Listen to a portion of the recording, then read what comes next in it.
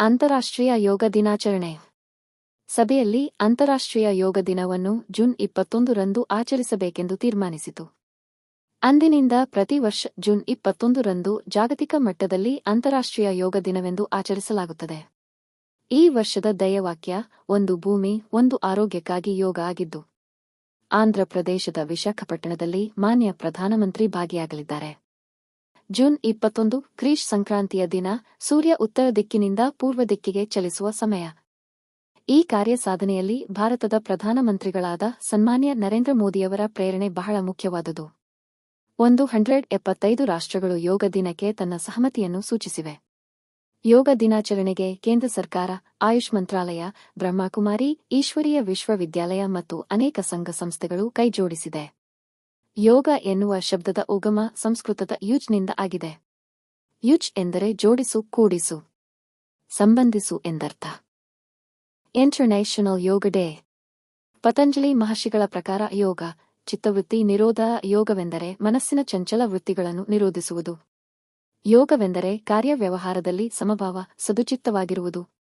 ಸ್ತುತಿ, ನಿಂದನೆ, ಮಾನ ಅಪಮಾನ, ಸುಖ ದುಃಖ, ನೋವು ನಲಿವು ಇತರೆ ಪರಿಸ್ಥಿತಿಗಳಲ್ಲಿ ಸಮಭಾವವನ್ನು ಹೊಂದುವುದೇ ಯೋಗವೆಂದು ಭಗವದ್ಗೀತೆ ಹೇಳುತ್ತದೆ. ಯೋಗದಲ್ಲಿ ಹಠಯೋಗ, ಸನ್ಯಾಸಯೋಗ, ಭಕ್ತಿಯೋಗ, ಕರ್ಮಯೋಗ, ಜ್ಞಾನಯೋಗ, ರಾಜಯೋಗ, ಶುಭಯೋಗ, ಲಾಭಯೋಗ, ಯೋಗಾಯೋಗ ಇತ್ಯಾದಿ ಅನೇಕ ಪ್ರಕಾರಗಳು ಇದೆ. ಆರೋಗ್ಯಯುತ ಜೀವನಕ್ಕೆ 10 ಸರಳ ಯೋಗಾಸನಗಳು.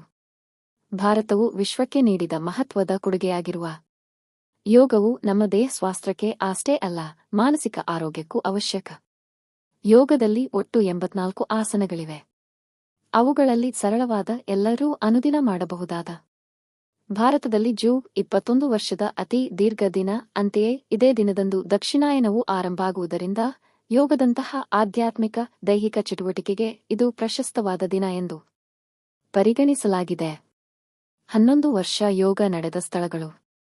2015 ನವದೆಹಲಿ, 2016 ಚಂಡೀಗಢ, 2017 ನನಾವ್, 2018 ಡೆಹ್ರಾಡೂನ್, 2019 ರಾಂಚಿ, 2020 ಅಲೇವ್, 2021 ಬಾಂಗ್ಲಾಂಗ್ಲೋ ಅರುಣಾಚಲ ಪ್ರದೇಶ, 2022 ಮೈಸೂರು, 2023 ಜಬಲ್ಪುರ್, 2024 ಕಾರ್ಗಿಲ್, 2025 ವಿಶಾಲಪಟ್ಟಣಂ.